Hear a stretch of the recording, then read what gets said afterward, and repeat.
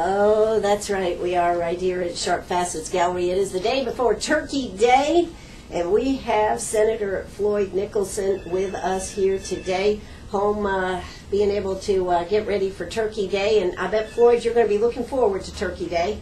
I always look forward to Turkey Day because I think Thanksgiving is one of the most celebrated holidays there is, and I always look forward to giving thanks on that day, and not only on that day, but every day. You know, I think it's one of those holidays that, other than cooking a lot of food, there's not much else to do, and that makes it nice. It really is. You know, you just sort of lay around, relax, eat, relax, Football. And go to sleep. And go to sleep. That's right. Enjoy some parades, but enjoy family. Are your boys going to be home? Yes, that's the most important thing. Just spending time with family, you know, just being there together, because I think it's precious to spend time with family because, you know, tomorrow's not promised. And do everything you can in spending time and loving your families. Absolutely. Well, I know it's been a good year for you, but you know, part of the reason I wanted you to come on here today, Floyd, was Governor Nikki Haley did not really think that you were doing that good a job down there. Can you explain to us how you got the grade that you got when she graded all of the senators and representatives down there? I hate to say it, but I think I see an F.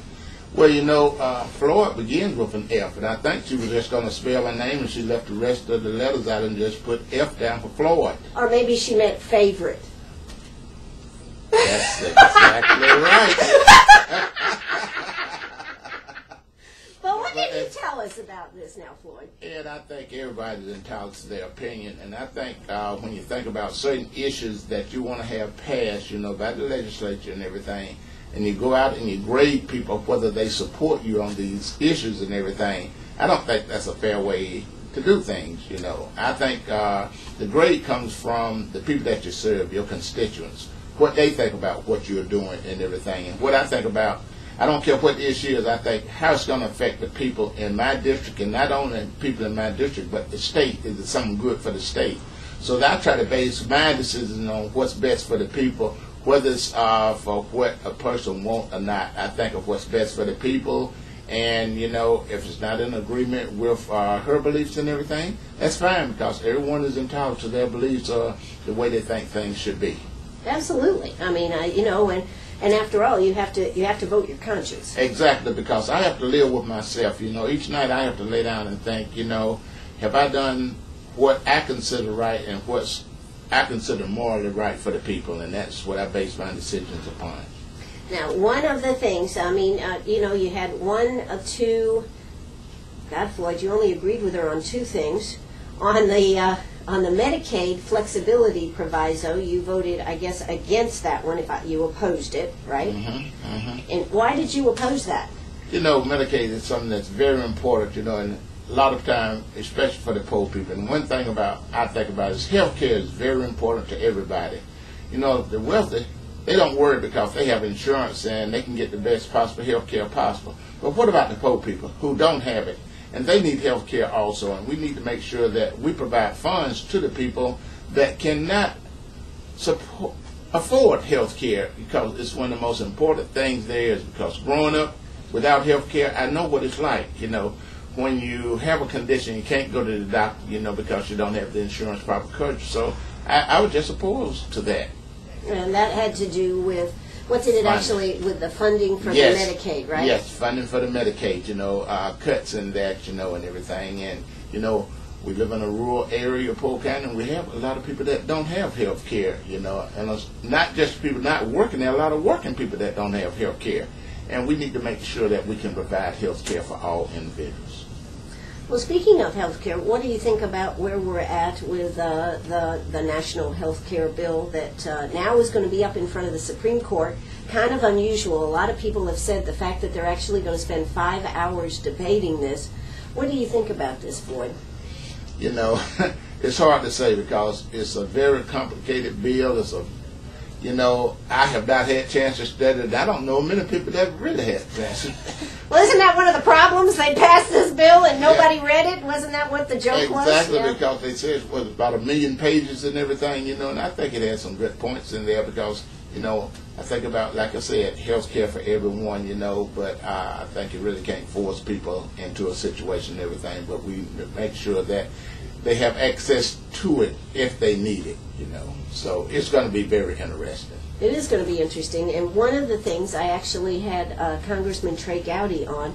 He said one of the biggest issues about this, if the government can force you to buy health care, what else can they force you to do? That is really the outcome, the long-range outcome. I think it has to do with the Commerce Clause. Right, yeah, and I can see that point, because I don't think it's the responsibility of government to force people to do anything. You know, government is supposed to be a service for the people, you know, by the people and everything. So, you know, it's a very complicated bill, but the bottom line is, what can we do to make sure that everyone have access to good health care? That's the bottom line. You know, I think one of the things that just really astounds me every time I hear about somebody going to the hospital is the costs for some of these tests. $6,000, $7,000 just for tests. There should be some way to just bring all this pricing down, I would think. You know, if we, I don't know, free market, I don't know whether that would make a difference, but that seems to be the issue to me. It is. It's one of the most important issues there is, because I was just reading an article in the paper the other day that was talking about doctors reducing their charges, you know, and everything, because it is astronomical. You know, I've been there and I look at the bill, wow, you know, it's amazing what you pay for some of those tests and everything, you know, and so that's one of the biggest things. It is. The health care is unbelievable. So to get back to your report card here now, so you voted, you opposed the governor on health care, on Medicare, the flexibility proviso, and then it looks like the budget veto sustained. Now, can you explain to us, you and Senator Billy Odell voted the same way on this one. That's basically overriding the vetoes that the governor had vetoed, you know, in the budget and everything, because we thought it was very important issues that need to be passed and everything. So we overrode her vetoes. How do you think since you've gotten this your working relationship, are you going to try to improve? Do you think you'll be getting another report card next year? You know, she probably will do this again. I would think if she does one, she would do one again. Yes, she probably will, and that's her prerogative. If she wants to do it, she can do it and everything. But like I'm down there, it depends upon the issue and how I feel it's going to affect the people. Is it something that's going to benefit the people, or is it something that's going to be beneficial to our state? You know, I will still vote my conscience based upon how it's going to affect the people that I serve, because I'm elected by the people, not just to go along with her agenda, to go along with the agenda that's best for the citizens of this community and our state. So in other words, you may get another F. I might get another F, and I have to take the course over. Take the course over again. I think you're hoping you can take the course over, because I understand you're up for election again next year. Yes. Okay.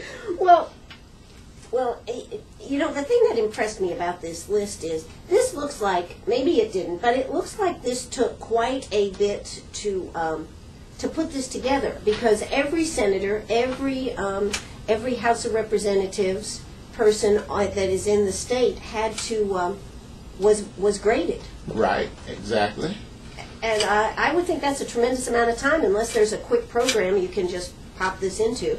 No, it takes time, because, you know, I'm a former educator. I taught school, and I know how much time it took to correct papers and to come up with grades for my former students and everything, and, you know, I had to do it. I didn't have another staff doing it, looking at things and everything. So it does take time to make sure that they did the work and everything was done correctly. That's right. So, because, I mean, these are important. I noticed Billy Odell, he got a B, and you guys are suite mates. Yes, What did Billy say about that? I mean, you know, was he shocked that you got an F? Yeah, he told me, you know, he was going to give me some remedial help, you know, down the road and everything, so. He's going to give you some help. He's going to give you some pointers. Yes, yes. Have you talked to Governor Haley about this? No. No? You have not? Okay. No. All right. I mean, I just wanted to check and see if you'd gone to her and talked to her about this. Well, We had a call come in, and Okay. we are going to be taking calls for Floyd here, those that support or against. You know, one thing you said, you know, there were some articles in the paper, and people were saying that some said, you know, you should get an F, some said you should get an A. What do you have to say about all that? Well, I think each individual is entitled to their own opinion, you know, and so, you know, I don't get upset over things like that because everyone is entitled to their opinion, and, you know, I don't care what I do, it's not going to please everyone, but I still think about, I try to make the right decision as to what effect it's going to have with the people that I serve and what's best for the people I serve. Absolutely. Are you going to run for office next year? Yes, I'm planning on it. You didn't let this discourage you? Oh, no. Oh, no? No. Okay, just checking. Okay, that's good. That means we'll be hearing more from Floyd. Okay, Jesse Clarkson wishes Floyd was still the mayor. Believes Floyd was a fiscal conservative that understood Greenwood is meat and potatoes, not lobster Newburgh. He liked the projects that you brought up were practical. How about that? Well, thank you very much. You know, like I say, I've always tried to think about what's best, and you have to make sound fiscal decisions, think about the future and everything. I try to do it in my own personal life, and especially when you think about the fiscal responsibilities you have for people, you know, when you're dealing with their money, you have to try to make decisions that's going to be best for the people based upon the assets that you have, you know, and everything, you know, and you have to think about down the road. Planning down the road, you know, putting a little back for the future, because you never know what's going to come up tomorrow, and you want to try to have some finances available to deal with the problems that you're going to be confronted with down the road. You are absolutely right. Hey, we are here with Senator Floyd Nicholson. We're going to hear a word from our sponsors. When we come back, we're going to be talking about, immigration, health care. I don't know what all we're going to be talking about. Redistricting. He's got a new district that he's going to have to cover. So don't you go away. We'll be right back. This is WLMA right here in Greenwood. Oh, that's right. We're back here at Sharp Facets Gallery. Questions and comments are coming in for Floyd right here. You know, I didn't realize that, but 46 senators are all up for re-election next year. So the primary will be in June. The election will be in November. And, you know, one of the issues that really needs to be taken up, Floyd, and everybody that got elected and talked about it was, of course, redoing the tax system for South Carolina. I don't know how many times I heard it was like a garden hose and being patched. What's on the agenda? Is that something we're going to take up this year? I don't think anything will be taken up dealing with the tax structure in the state with this upcoming year, with the election year and everything, you know, because even this past year, after the report came back from the Track Commission, you know, on some things we need to do, nothing was taken up, you know, and I don't think anything will be taken up this upcoming year dealing with the tax structure here in our state. You know, that's a shame. You know, I'm not a politician, I'm just a talker here. But I think it is appalling that we don't look out for what's right for our state, and people get together. I mean, we certainly have enough time to put this together, or at least start making strides on things. And, you know, if you're on the wrong side, if you come down and you did the right thing for your constituents, or what you believe was right for the state, and the people say, hey, we don't want it anymore, then so be it. But this political partisanship that keeps happening, it's killing us. I agree with you totally, Ann, because there's too much partisan politics, you know, to get things done here in our state, other states, and on a national level. You know, if we could really just sit down and compromise and work together and come up with solutions to the problems that we have here, we can move our state and our nation forward. You know, I just think years ago, I think they had that ability in our state legislature because they were willing to work together, you know, cross the aisle, you know. They disagreed, but they disagreed in a respectable manner. And when it came down to it, they were willing to work together because they knew what they needed to do to move our state forward. And that's why we made so much progress in the years to pass. But now, I think it's all about the party, you know, and we don't want to relinquish the party politics, you know, to move the state forward. Because until we learn to work together, unite together and say, hey, this is what's best for the citizen, whether you're a Republican or a Democrat, you're a citizen, And until we come to that point and say we're going to work together, we won't be able to move the state forward. Well, if we were talking about a football team, we have to get them all on the same side of the field and all pushing for that one goal, don't we? Totally. Back when I coached in the 70s, that was one of the things. I never will forget the year 1976 when we won the state championship. We started out sort of divided, and then the team came together as a unit, It was not about a superstar or anything. It's about, hey, we a team. We got to work together. We lost 2 or 3 games, but then we went on to win the state championship because we came together as a unit. One, let's do whatever. And everybody said, I'm going to contribute my part, you contribute your part, and let's worry about the team getting the credit, not Sure. an individual getting the credit. Absolutely. And I think that's what we have to think about here. When our state get the credit, not Absolutely. an individual legislator, I'm working for the betterment of the state, And even, although you represent a certain district, you have to think about what's best for the state. Because I don't think it's good for one area to progress and you have other areas that are regressing and everything. So let's think about what's best for the entire state. Yeah, I couldn't agree with you more. And the tax system has been said over and over. It's a problem. I don't know how many people have sat in that chair right there and said, oh, we need to do something about it. And now you're telling me probably not something that will be taken up next year because there's election coming up. Yes, that's true, Ann. I think that goes right to the federal level on that super committee. Mm-hmm. What did you think about the super committee? I was appalled to find out that, at the last hour they weren't going to pull something out and say, oh, by the way, we did have this 1,000,000-page document we wanted to show you. Yeah. When the whole body can come up with a solution, I figure, how are you going to appoint a few to come up with a solution to a major problem when they are already divided, and everything? And so I just figured it would be hard for that group to come up with a solution to our federal deficit problem and what we need to do as a nation, And like I say, still, Republicans and Democrats, private independents, they thinking about what the party's going to say. Sure. And then probably, we have another year before these triggers take effect. I had no idea that it was a whole nother year, and yet they're going to be able to talk about it, pound their chests about it, pound the podium about it, and then probably not do anything because how many are going to be up for re-election? Well, next year's election year. Right. Yeah. And, do you think our country can actually wait, though, Floyd? I mean, seriously. There's some serious decisions need to be made right now for our country to be respected as the power it used to be and to move our country forward, and everything. Because there are too many things, and until the people realize, hey, we got to get off this bandwagon about the partisan politics, and let's just come to consensus here.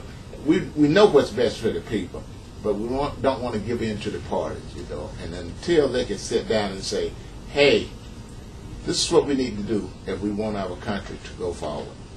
Absolutely. I love to hear that the whips were whipping them into shape.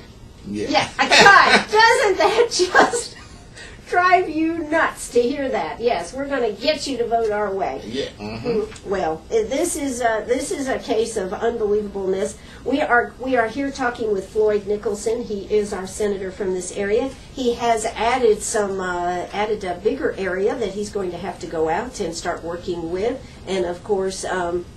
Shane Massey, his district has changed some, so we're going to be talking about that when we come back.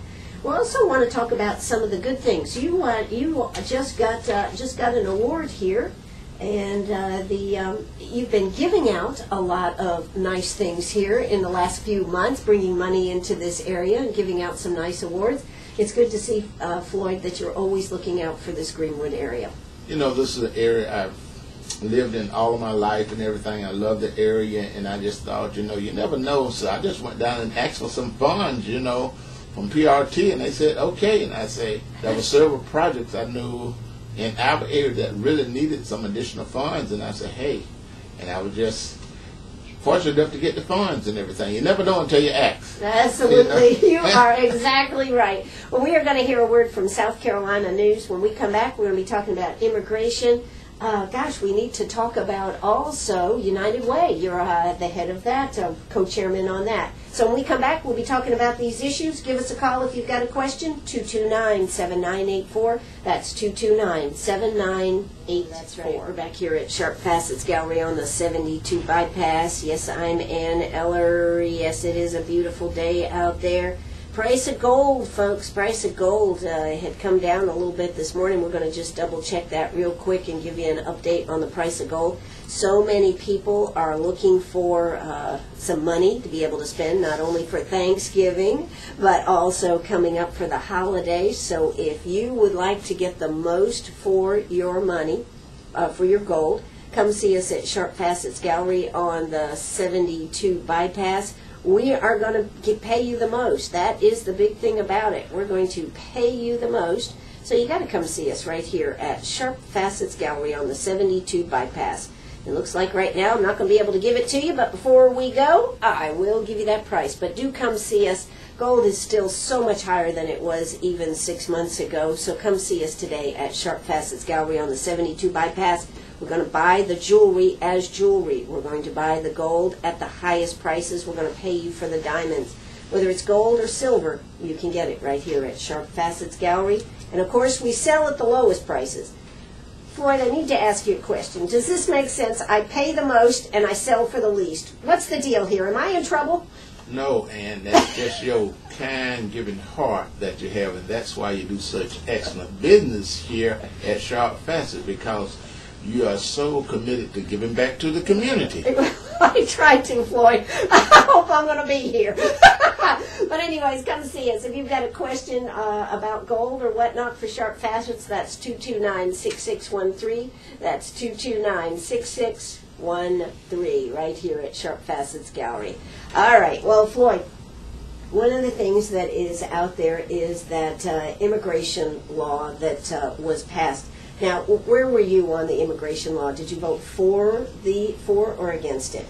I voted against the immigration law because, first of all, the immigration issue is a federal issue, you know. That's what our federal government should be doing. And, you know, a few years ago, they passed the immigration law. And, you know, let's enforce what we already have on the books. And I think, you know, and that has to do with e-verifying, you know, employees that you had working for you and everything. It started off if you had over 100 employees, and then it went down to if you just had one, you had to e-verify that they were legal and everything.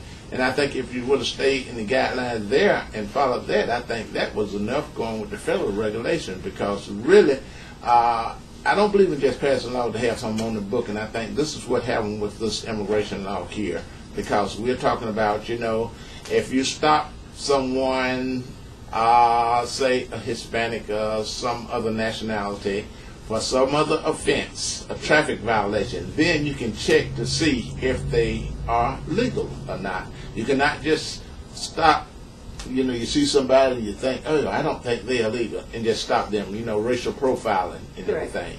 And I really don't think it has been too vintage. You know, you stop, you say not legal, going to detain them, and then the federal government have to come and get them. When is the federal government going to come and pick them up? You know, what extra burden is that going to place on your city and county detention centers if you're going to hold these people, you know, incarcerated, waiting on the federal government to come and get them? You know, so I just didn't believe it was a good, sound law dealing with the immigration issue that we have here in our state. Well, of course, it was very similar to the law in Arizona. Yes. And of course, now the federal government is coming back and they're suing, right? Yes. Yes, that's part of a suit. So this, of course, will go, I don't know when it'll come up. Probably what, after the election? Is that what you're going to tell me? 2013. 2013. You know, it's a heck of a situation to be in a holding pattern when our country needs so much help. Exactly, exactly. We just say, let's put it on hold. Wow. Well, that is an issue that has to be addressed, but that one is coming up. The health care is, I think, is scheduled for March of next year. We are, of course, the state of South Carolina is part of this suit that is taking it to the Supreme Court. Right. And just wait to see how they're going to rule. How they're going to rule. Do you think we'll get a decision? I've talked to several people about this before the election, or do you think it'll come up right as the election is about to come up? Prediction. Probably come up 1st of December. 1st of December next year. Okay, Floyd. Well, you're a ball of enthusiasm and positive thinking here, Floyd. You know, it's very interesting when you have election year, especially national election, everything going on, you know. It's hard to say if things are going to be ruled on, you know. Are you guys going back after the first of the year and go into session? Yes. Middle of January, we'll be back down, you know, starting another year. And it's going to be an interesting year because, as you know, we just had redistricting and the Senate plan was approved and everything. And all 46 Senate districts have new areas in it. In my area, I go into McCormick and Saluda now. I did have a part of Lawrence. I relinquished that over in Cross Hill, but I'll still have majority of Greenwood, Abbeville, part of McCormick, and part of Saluda counties. You know, previously, each senatorial district was made up of about 85,000 or 86,000 people. But with the growth we've had in the state from the last census, each senatorial district now will be about 100,000 people. So I had to pick up about 14,000 people. So that's why I had to expand in some of the other areas. Now, is that going to be, you know, I have no idea. Is 85,000 a lot of people to handle, shall we say? Is going to 100,000 going to be more difficult or not? You know, it just depends upon where you are. If you're in some of the large metropolitan areas, you know, where you have a lot of people, it's not that bad. But when you get into the rural areas like we have, where people are sort of spread out and everything, you know, it can be difficult because you have more territory to cover, you know, and everything. Especially, you know, when you're human. Some in Saluda, they call you, want you there. Then McCormick, Abbeville, Greenwood, it's really spread out. But when you have a large urban area, you know, people congested well together, you're not spread out as far, so it's not as demanding on you covering as much territory. But, you know, in rural areas, it does require you to cover much more territory. Are the issues any different between the areas that you're going to be covering? No. I think basically they're about the same everywhere. You know, you think about, main thing is jobs, creating jobs, because when you think about getting the economy back in place, it's all about jobs. When people have good jobs, you have money in the circulation. People are working, they have money to spend, you have more money in the circulation, and that's what the economy is based around, you know, having money into circulation. So it's about creating jobs, you know, and I think statewide we've been very fortunate, you know, in the past, I say, couple of years. You know, Boeing is a big plus for the state, and not only just Boeing, but other spin-off companies that will come. The tire, you know. We got to be the tire capital of the United States. Oh yes, now you know, tire go down to Aiken, you know, and everything. That's great. And open Lawrence, you know, the German engine company over there. All of those are going to be plus, and then we can think about the other small spin-off companies that will be coming in, and hopefully we can generate some things right here in Greenwood because we need jobs here in this community also. Although some of the companies that we have here are doing exceptionally well right now. You know, I was out at Eden Electrical, and they are doing dynamic. You know, they are just... They're working all the time. Yes, and it's good, you know, at the holidays. Eden Hydraulics is doing great, you know. So we have a lot of companies that are doing well, you know. And hopefully we can continue to grow these companies, and they can hire additional people also. Well, I did notice at least the overall unemployment for the state has come down another few points. Yes, and that's good to see, you know, and everything, because, you know, we were suffering for a while, but we can see statewide the impact because I think with Boeing, they're building the plant, construction jobs are up in some of these new plants that are coming up, you know, the construction jobs, and with them starting some of the production and everything, it's a big boost, you know, because it's all about having good jobs where people can, you know, say, hey, I got a job now, I can go out and buy some of the things I really need. Maybe not what I want, but some of the needs that they have, and get money back into circulation. And of course, to come by sharp, faster, and get some of the dynamic jewelry you have in there. Absolutely. I appreciate that plug there, Floyd. Now, Governor Haley has worked very hard, along with a lot of other people, but they have really worked hard to make some, what shall we say, concessions to be able to get some of these businesses here. We do need to give her some kudos for doing that. Yeah, and I agree, and that's what it's all about. You know, when you think about putting the state out there, competing to get new industry coming to our state, we have to have certain incentives because the other states are doing it. Absolutely. They are doing it, so we got to be right in the ball game with them. So we got to work and have the incentives. And one of the main things I commend her is putting money into the Department of Commerce, because in the past, the Commerce Department did not have funds and they were not out there because they got to be out there on the land. If we are really going to be strong in trying to recruit industry into our state, the Department of Commerce has to be out there on the line. You know, we cannot just rely on the individual counties to have their, say, economic developers working. You know, Sure. They got to be working with the state, and the state has to be a team effort, working together to promote all parts of our state. You know, down in Charleston, they've been growing good. Hey, we got to get some of that up to the upper state now. And hopefully with Bobby Hitt, who was up at BMW, knowing Right. about the upper state, we can get some of those industries to come into our area up here and boost our economy. Absolutely. Well, you know, what do you think about what's happening with the NLRB? What do you think? Are we going to get there? Are they going to resolve this? Or are they going to keep holding them up? Boeing will be up and running. I think that's going to be resolved, and I think Boeing is going to be up and running. They're going to get it resolved, and it's going to be there. It's going to be there. Well, I certainly hope so. They certainly have made such a commitment. But, you know, the other thing you got to say, if it was a smaller company unable to compete and have the money and the backing behind them, it would be tough for them to survive what they're going through with the U.S. government. Yes, definitely. You know, and I think with Boeing, with its finance and everything, they can get opportunities. That's why I say, you know, and just like you said, if it was a smaller company, they probably would have had to fold, you know, and just give up everything. But I think Boeing, with its financial backers and everything, I think they're going to be okay. Absolutely. All right. Well, let's hear a word from our sponsors. When we come back, I want to talk a little bit about the United Way, and you're being a co-chairman on that, what you see coming in on that. I know it would be a good time to be thinking about it since it is the giving season, right, Floyd? Yes, the right time. The right time. Hey, we're going to hear a word from our sponsors. We'll be back here at Sharp Passage Gallery on the 72 bypass. Gold has come back up here, folks. For the trading right now at $1,694. That's right at $1,700. I say, hey, that's a great price to sell gold. If you're going to want to be out there taking advantage of some of the deals that are out there on Black Friday. You know, I talked about this, Peggy and I talked about Black Friday. That was traditionally the days that businesses went into the black. I would like to know a business that can actually say, hey, we're in the black. We've been in the red. We've tried to be in the green. We've been blue. We're hoping to get into the black, folks, before Christmas sometime. But there's going to be a lot of good deals, and the bottom line is if you want to be able to take advantage of them, come see us at Sharp Facets Gallery. We're paying the most, and I don't just say that. Ask anybody that knows we do pay the most. And today our very special guest is Senator Floyd Nicholson.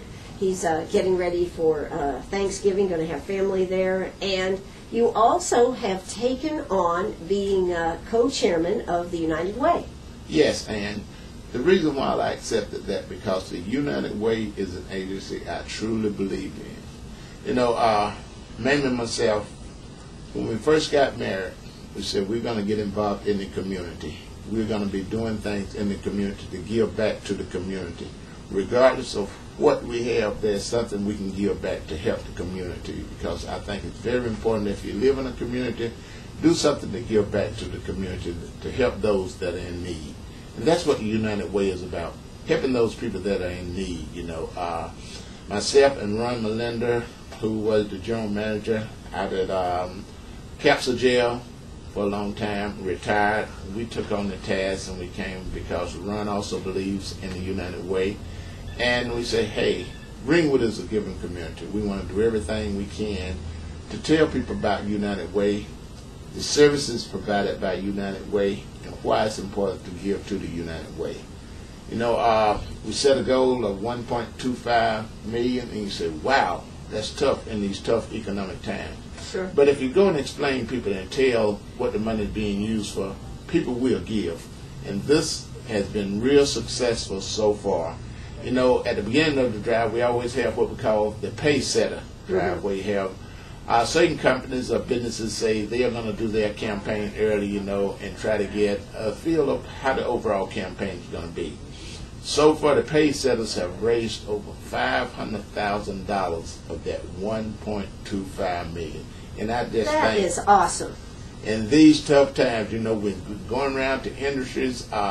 Some of these businesses and industries have increased their giving some by 400 and 500%. Wow.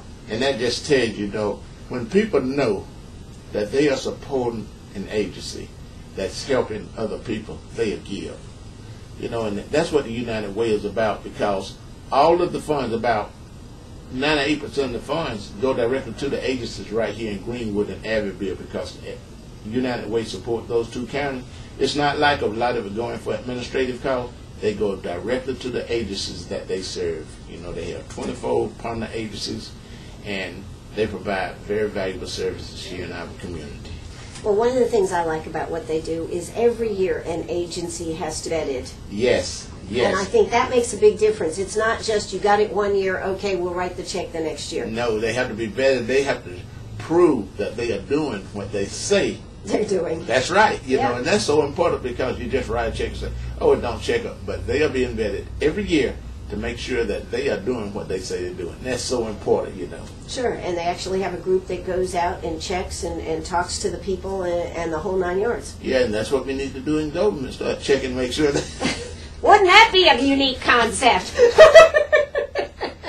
Yeah, let's check out here. What are they doing here? You're absolutely right.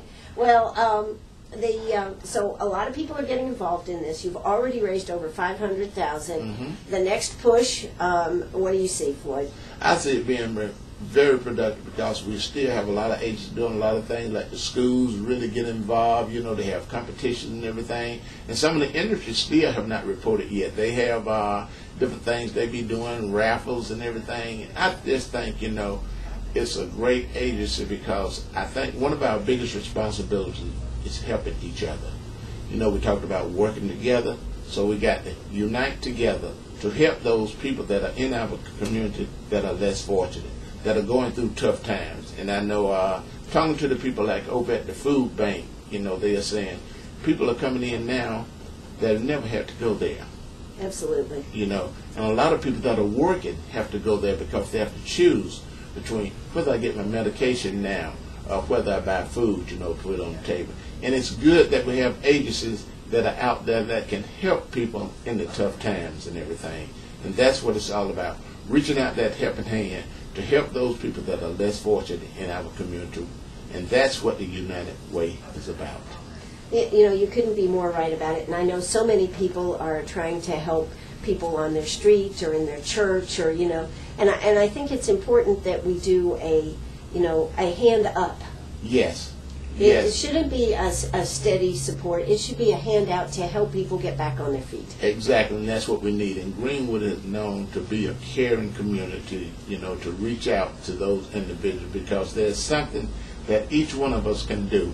And that's why I've always been one to try to help those that need help, because you never know. Tomorrow, I could be in that situation and everything. And good that we have agencies that are out there to help people that really need the help. Yes, and there are so many possibilities. We had the Salvation Army on earlier, and they had this will be the largest number of the angel trees that they do, about 450 kids on this. That's a tremendous amount. They had requests for over 550, and they were able to verify 450. You know, and I know a lot of times we think about Christmas being commercial, but just to think about a little kid waking up and not having anything, you know, and I think it's so many of us that can do things to make sure that that kid wakes up and have a wonderful Christmas day. Absolutely. Well, what is there? Many hands make light work? Yes, exactly. Many people volunteering and putting a present in here and a present in there. It's going to add up. That's right, it'll add up, you know, and we'll just have a big, joyful, happy community, and we'll remember the true meaning of Christmas. Well, you know, we've been hit pretty hard. And it's been, you know, this has been going on so much longer than I think anybody had the idea that it would. I think a lot of businesses, I think a lot of people, they're just weary. Yes, they really are, Ann. And just like you were saying, I know we got Black Friday coming up. Those people going out to shop on Black Friday, I want you to remember one thing. the small businesses that we have in the community, and that the small businesses are the backbone of our community. Let's patronize them also. Because Absolutely. they provide a very valuable service, and they're the backbone of our community. So let's make it a Black Friday for all of them also. Well, where do they go when they want a donation? Where do organizations go? They go to those small local businesses. It's time to make sure you support them. And besides, my feeling is, Floyd, if everybody shopped local this Christmas, we could probably do away with that 1 cent additional sales tax. We could retire that. Yeah. What do you think about that? I think that would be a Christmas present, Floyd. That would be a good one, Ann. And like I say, Ann, I think you made a key point. Shop locally. That's one thing we've always tried to do, and everything. Shop locally. Let's support our local businesses, because when you want, just like Ann said, United Way, we actually need local businesses to support United Way. So we got to support them. It's a two-way street. It's not a one-way street. So make sure we support all of our local businesses here in our community. Absolutely. You are listening to WLMA right here in Greenwood. Yes, Floyd, I certainly hope you have a very happy and blessed Thanksgiving. And I wish the same for you and your entire staff here at the business. And I just always thank you all for the great job that you do here in keeping the local community informed of what's going on in our community. You do a great job, and also you do a great job with your business here. And I wish each one of you a very happy Thanksgiving holiday. Thank you so much, Floyd Nicholson, Senator Floyd Nicholson, here on WLMA right here in Greenwood. We'll be here at Sharp Fastest till 6 o'clock. We are taking the day off tomorrow, Floyd. Oh, you would have really enjoyed that. And I know you said, being in the red, I see you have a lot of red decorations up in here. So maybe if we put up the black, it'll turn. Black decorations. There you go. All right, Floyd, thanks so much for being with us today. Thank you, and I always enjoy being with you. All righty. Bye-bye, everybody.